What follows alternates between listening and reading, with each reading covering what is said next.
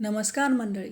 Pineapple cupcake करण्यासाठी तर सगळ्यात पहिल्यांदा आपल्याला सिलिकॉनचे कपकेकचे मोल्ड घेतलेली आहे व त्याला बटर पेपर लावून थोडंसं तेल लावून आपल्याला व्यवस्थित इथं ऑइलिंग करून घ्यायची आहे. तसेच बारीक गॅसवर एक टोपलं ठेवून त्याच्यात स्टँड ठेवून ते झाकून ठेवायचं आहे.